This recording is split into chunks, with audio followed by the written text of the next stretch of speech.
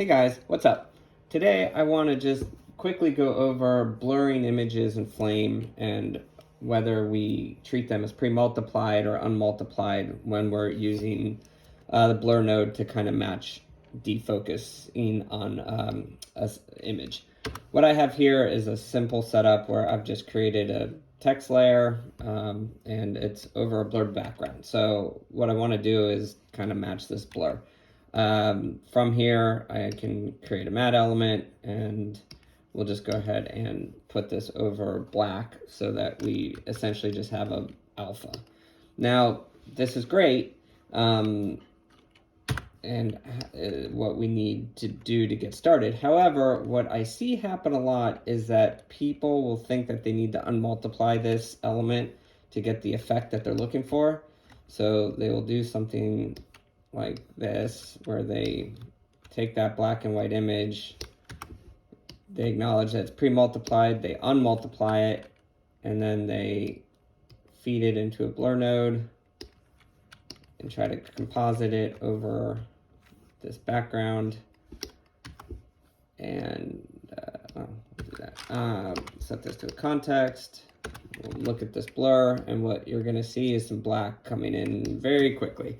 So when people get to this stage, they start to overcompensate for this artifact, and instead of kind of reworking their order of operations, they will go down a rabbit hole where they maybe start to spread this image out even further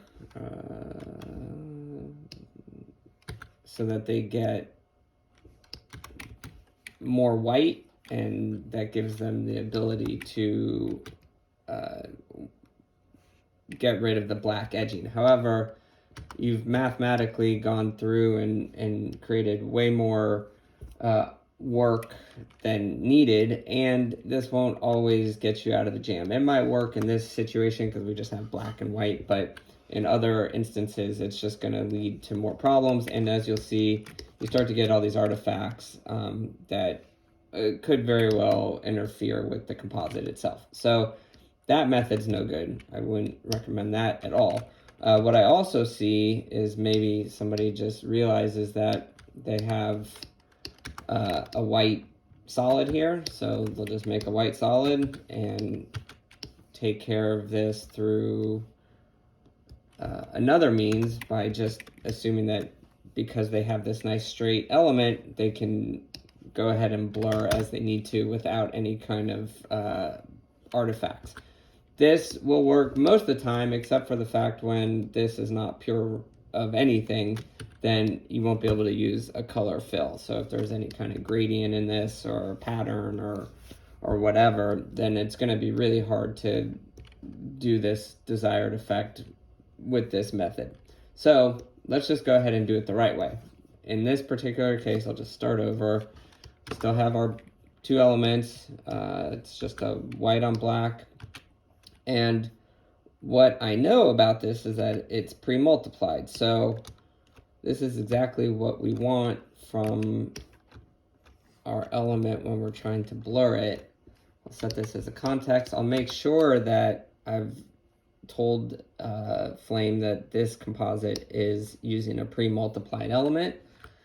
And now when I go to blur this, you'll see I don't have any black edges because it wants a pre-multiplied source, and it also is acknowledging that our composite is using a pre-multiplied element. So this is what we want, and this is what will work. There are obviously situations where maybe this doesn't work and you have to go do some other things, but 9 times out of 10, this is what you need to solve this problem and not go down the rabbit hole of trying to expand out edges in unusual ways. Another common way that you'll start to see people do, and this is not what you want either, is, they'll just start doing this to fill it in. Again, this is great for other situations, but if you're blurring an image, you really want to treat it as pre-multiplied, and that will solve all your problems of seeing edges that shouldn't be there.